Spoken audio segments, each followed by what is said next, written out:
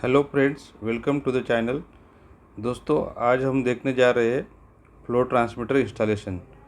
तो flow transmitter के साथ साथ हमारा क्या होता है, ये जो हम अभी जो हुकअप देख रहे हैं, ये जो ड्राइंग देख रहे हैं, ये differential pressure transmitter with flow measurement है। तो इसके साथ में क्या क्या इक्विपमेंट लगे रहते हैं वो देख लीजिए दोस्तों। अभी ये पाइपलाइन में सबसे पहले हमें ऑरिफाइस इंस्टॉल करना होता है, और ऑरिफाइस का इंस्टॉलेशन ऐसा रहता है, उसका इसे हम कॉन्सेंट्रिक ऑरिफाइस बोलते हैं, जो कॉमनली वो यूज होता है। और डीपी ट्रांसमीटर के लिए जो हमें इम्पल्स लाइन टैपिंग लेना होता है, वो ऑरिफाइस प्लेट के जो पहले यानी कि अपस्ट्रीम बोलते हैं। तो अपस्ट्रीम का स्टैपिंग हमें 10D में लेना है। 10D बोले तो क्या, पाइप डायमीटर का 10 टाइम्स। और जो लो एलपी साइड का जो टैपिंग होता है इम्पल्स लाइन का, वो हमें 5D डिस्टेंस में लेना होता है। तो ये जो 10D और 5D है, ये स्टैंडर्ड है दोस्तों। ये क्यों चाहिए हमें? ये इंस्टॉलेशन से हमें एक्यूरेट फ्लो मिलता है। जो टर्बुलेंट फ्लो रहता है वो इसमें हम मेजर नहीं कर सकते, या तो जो एरर है, कोई टर्बुलेंट फ्लो में एरर आता है। इसीलिए ये डिस्टेंस से हमें टैपिंग लेना होता है, 10D और 5D। 10D बोले तो अपस्ट्रीम हो गया, और 5D बोले तो डाउन स्ट्रीम।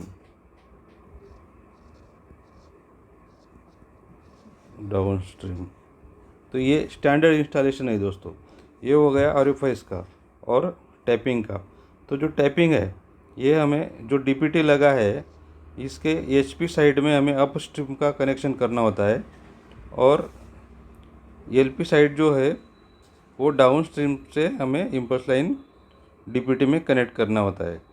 और इसके बीच में अभी देखिए, इम्पल्स लाइन में प्रोसेस आइसोलेशन हमें ज़रूरी है। और ट्रांसमीटर के पहले एक मैनीफोल्ड लगा होता है। ये देखिए, ये हमारा मैनीफोल्ड है।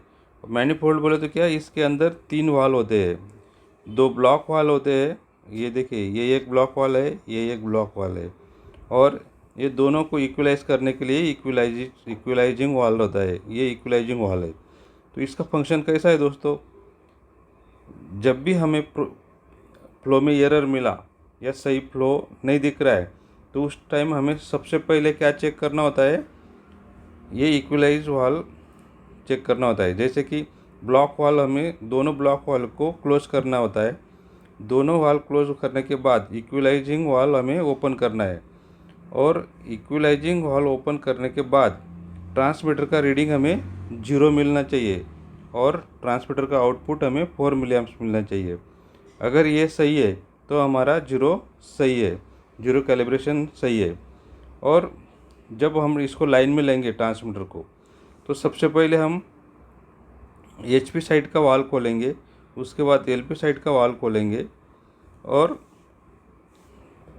उसके बाद हम इक्वलाइज वाल जो है वो धीरे धीरे क्लोज करते जाएंगे।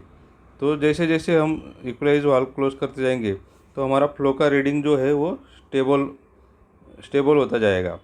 और एक पॉइंट ऐसा आ जाएगा, वाल पूरा क्लोज हो, इक्वलाइज वाल पूरा क्लोज होने के बाद हमें जो फ्लो मिलेगा वो हमारा एक्यूरेट फ्लो रहेगा। ये हो गई इम्पल्स लाइन और मैनीफोल्ड का कनेक्शन। और ये जो ड्रेन वाल दिए है, सपोज ये दूसरा एरर अगर है फ्लो में, सपोज हमने 0 चेक कर लिया, तो 0 ओके है, तो उसके बाद भी अगर ये फ्लो में एरर है, तो हम वो एरर चेक करने के लिए दूसरी स्टेप ये है कि ये जो इम्पल्स लाइन देख रहे हैं हम एचपी और एलपी साइड की, तो इसमें चोकिंग तो नहीं है। ये चोकिंग चेक करने के लिए हमें ड्रेन वाल यूज़ करने होते हैं।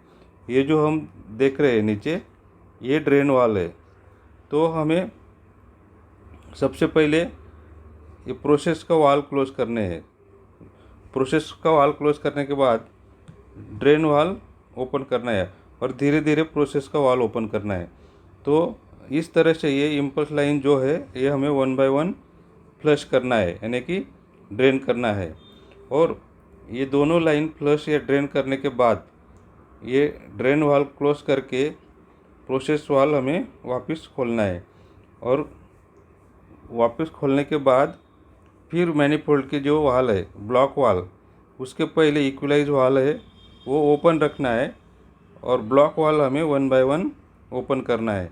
और ब्लॉक वाल दोनों ब्लॉक वाल फुल ओपन होने के बाद ये इक्वलाइज वाल हमें धीरे धीरे क्लोज करना है। तो जैसे जैसे हम इक्वलाइज वाल क्लोज करते जाएंगे हमारा फ्लो का रीडिंग एक्यूरेट की तरफ इंक्रीज होती हुआ दिखाई देगा। तो ये सब एक्टिविटीज़ करने के बाद हमारा फ्लो एक्यूरेट दिखाएगा। तो ये हो गया दोस्तों फ्लो ट्रांसमीटर इंस्टॉलेशन। और कैलिब्रेशन चेकिंग का जो प्रोसीजर है वो तो हमें ये ट्रांसमीटर खोल के इंस्ट्रूमेंट लैब में ले जाके हमें इसका एचपी साइड में जो भी रेंज है उतना प्रेशर अप्लाई करके हमें उसका रिस्पांस चेक करना है। जैसे कि सपोज़ इसका जो रेंज है वो 0 to 200 mmWc है, तो हमें इसका एचपी साइड में प्रेशर देना है लैब में। तो ये एचपी साइड में हम 0 प्रेशर देंगे तो 4 मिली एम्प्स आउटपुट मिलना चाहिए। और 200 mmWc प्रेशर अप्लाई करने के बाद 20 मिली एम्प्स आउटपुट हमें मिलना चाहिए और डिस्प्ले में 200 mmWc शो करना चाहिए इसका। तो ऐसा ये अगर सही है तो हमारा ट्रांसमीटर भी सही है और कैलिब्रेशन सही है, ऐसा हम डिसाइड कर सकते हैं।